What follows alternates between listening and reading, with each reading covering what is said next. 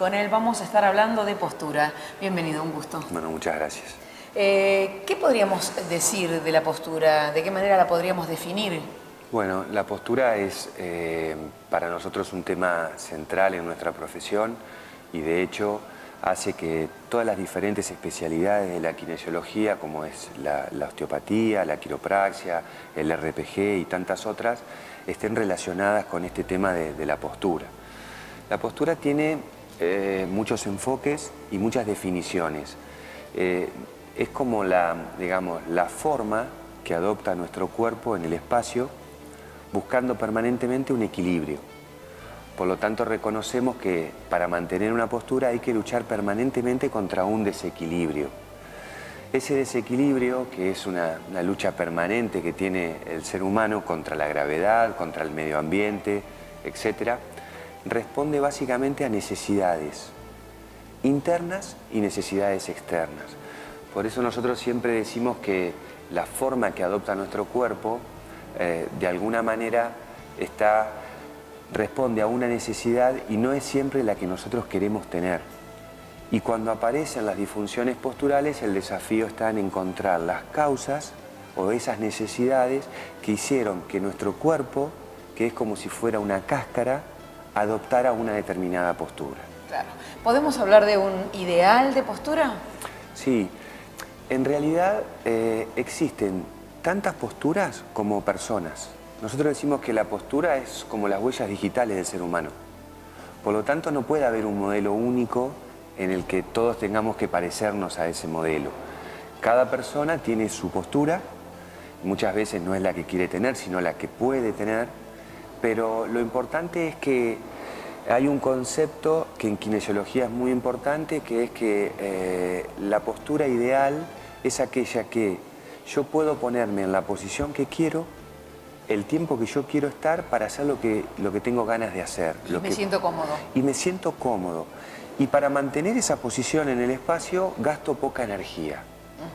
Que este es el punto clave. O sea, es como llevar la postura a una visión económica. Es decir, hago lo que quiero, mantengo una posición de trabajo 6-7 horas, hago deportes 2 horas, hago lo que me gusta hacer o adopto una postura de estar sentado en la oficina y para eso gasto poca energía. Esa economía del esfuerzo hace que uno se fatigue menos, se canse menos, aparecen menos dolores, aparecen menos contracturas y bueno, uno puede disfrutar de eso. Dentro de lo que es la postura podríamos hablar que hay un juego de fuerzas y de equilibrio en donde está permanentemente trabajando todos nuestros grupos musculares. Exactamente. En la postura justamente es cuando uno ve la verdadera globalidad del cuerpo. Generalmente nosotros relacionábamos la postura, nuestro diseño, nuestra forma externa, digamos, la relacionábamos con la parte ósea. Lo que tenemos que tener en cuenta es que en realidad lo que nos define como forma es lo que se denomina la fascia. La fascia es un tejido que tenemos en todo nuestro cuerpo, que es un tejido de aspecto nacarado, medio blanquecino, que cuando uno ve la parte anatómica, uno ve que mezcladito con esos músculos y esos huesos están esos tejidos. La fascia es un tejido conjuntivo que lo que hace es envuelve y empaqueta todo el cuerpo. Envuelve a los huesos y toma una denominación que se llama periósteo, envuelve a los músculos y se denomina fascia o aponeurosis, y lo que va haciendo es como envolver y empaquetar todo el cuerpo, desde cada célula del cuerpo, o sea, desde lo macro a lo más chiquitito. Y es de alguna manera ese tejido lo que nos da estructura y sostén.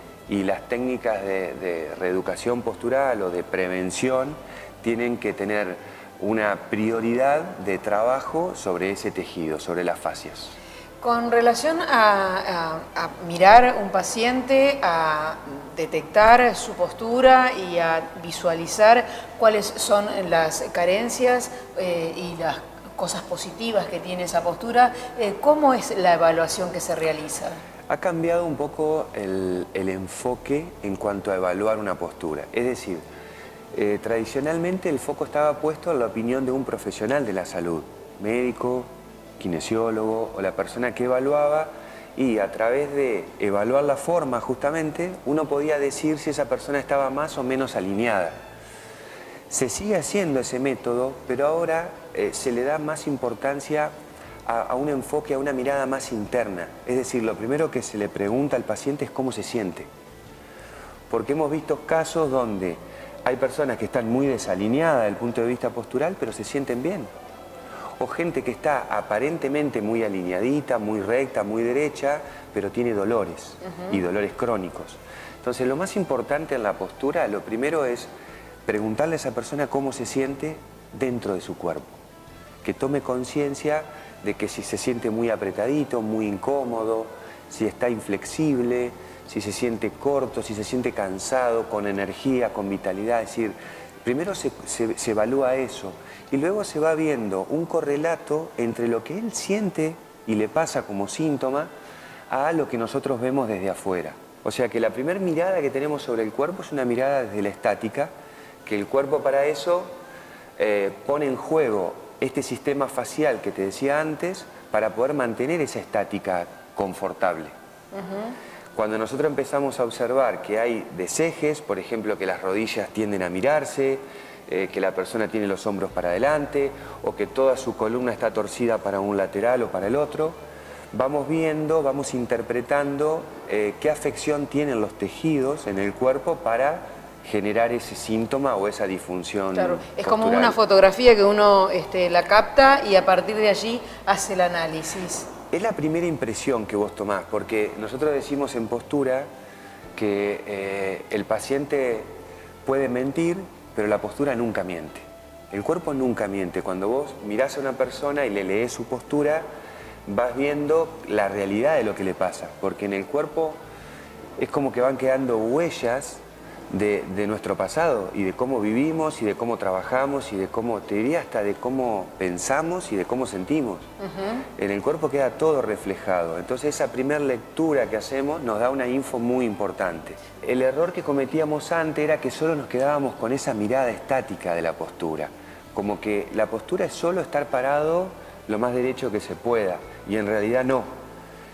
Tenemos que tener una mirada estática, pero también una segunda parte de la evaluación que es una mirada más dinámica, donde le empezamos a pedir a esa persona que se mueva en el espacio.